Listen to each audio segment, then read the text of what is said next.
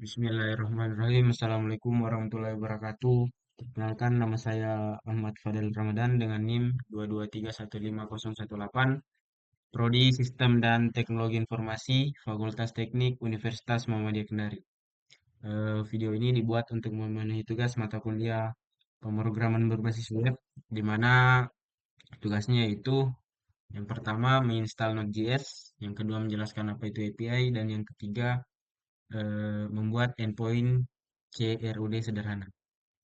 Nah, di sini yang pertama kita menginstal Node.js dulu. Ini nodejs.org. Nah, ini link resminya. Terus kita klik di sini Windows Installer. Kebetulan saya sudah install di sini. Kita langsung install aja. Next, set, next, install. Tunggu dulu. Bentar.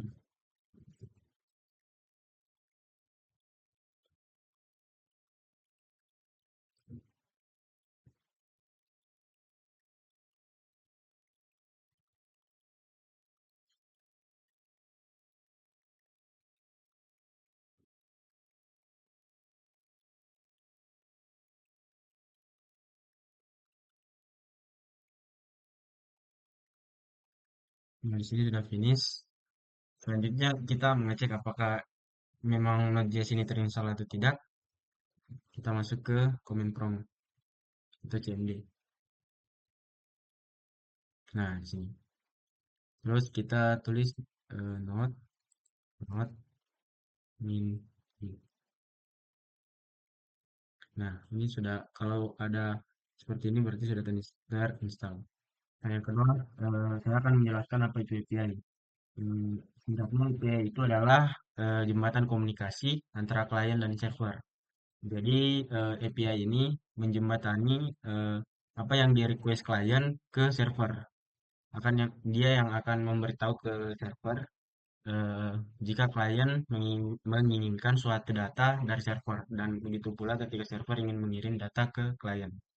Kenapa dibutuhkan? Karena seperti yang saya bilang tadi, API ini menjadi sarana em, supaya kita dapat menghubungkan dua aplikasi yang berbeda, gitu. Dan eh,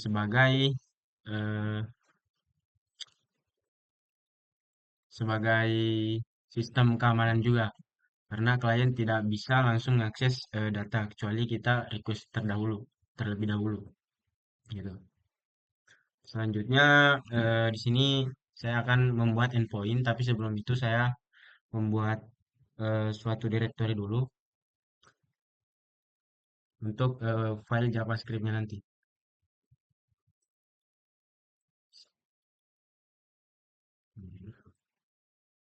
Saya akan buat di, nah, saya akan buat di directory dokumen. Dokumen.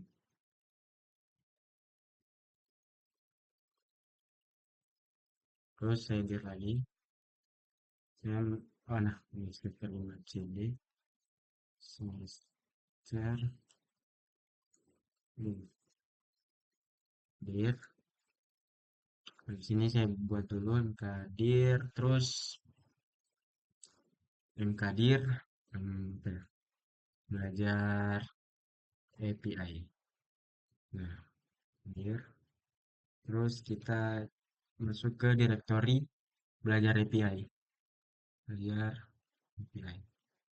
Nah, di sini em, saya ingin menginstal apa ya?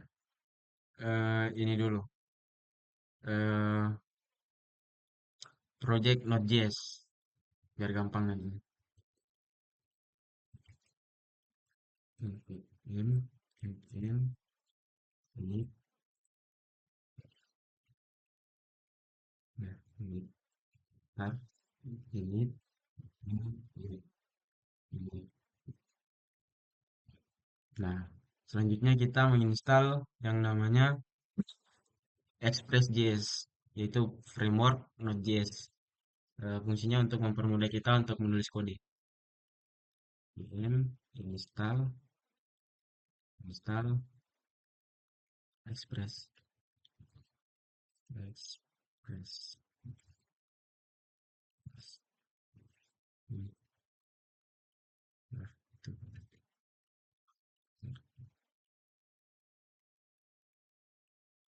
error kode fungsi harus kita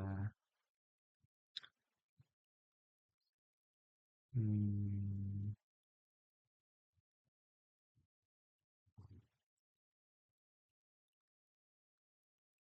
hmm.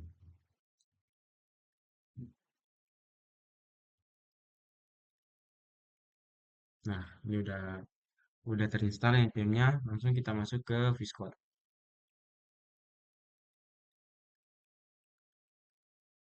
Lalu kita buka file ini, folder belajar API. Hmm, Nah, sini kan sudah ada ini. Ini modules berasal dari yang kita install tadi. Itu Node.js. Terus package JSON ini berasal dari eh, en- Ex- Express.js tadi. Terus kita buat di sini API aja deh, API JS. Nah, terus kita di sini saya sudah siapkan source code untuk membuat endpoint CRUD. Terus kita copy, lalu di sini kita paste. Lalu eh, pertama kita tes dulu apakah portnya berhasil atau tidak. Sini kita run dulu. Nah, server berjalan di port 3000. Nah, ini. Selanjutnya, bagaimana cara mengetes endpoint ini apakah berfungsi atau tidak? Kita masuk ke extension terus cari standar client. Nah, ini untuk mengetes apakah CRUD kita berhasil atau tidak. Nah, selanjutnya kalau kita sudah install standar client, maka akan ada ikon petir di sini. Lalu kita new request. Sebentar kita ambil ini dulu. Apa lokal ini ya. Oh ini. Nah, ini sudah ada. Lokal host 3000 user. Yang pertama itu ada method get, di mana method get ini menampilkan data yang ada pada codingan kita tadi. Kalau kita klik send, maka akan muncul dua data di sini. Dari mana ya? Dari sini tadi. Yang ini. Ini hanya database sementara. Ini ya. Yang di input di dalam array. Nah, selanjutnya em, kita ini metode post atau menambah data. Kita send dulu, terus kita masuk ke body.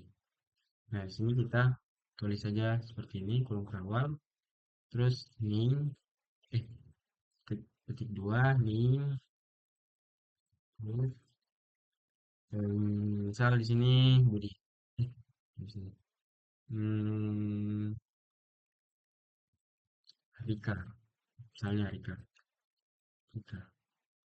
Terus kita send. Nah, di sini sudah muncul ID ketiga, yaitu Rika. Berarti metode post berhasil. Kalau kita tampilkan ulang, maka akan ada tiga nama di sini. Selanjutnya ada metode update. Di sini namanya put. Nah, di sini misal saya mau ubah di eh, ID 1. Nah, maka akan terganti di sini. Kalau kita tampilkan kembali,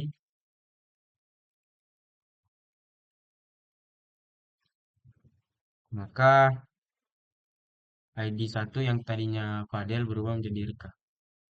Oke. Dan metode terakhir yaitu delete. Nah, di sini kita ingin menghapus ID kedua dengan nama Aldi. Kita garis miring terus kita tambah sesuai ID-nya. ID-nya kan dua. Terus kita send dan di sini muncul keterangan bahwa user telah terhapus. Kalau kita tampilkan lagi, maka ID 2 sudah tidak ada. Oke, mungkin itu saja video yang bisa saya buat. Terima kasih atas perhatiannya. Saya akhiri dengan ucapan Assalamualaikum warahmatullahi wabarakatuh.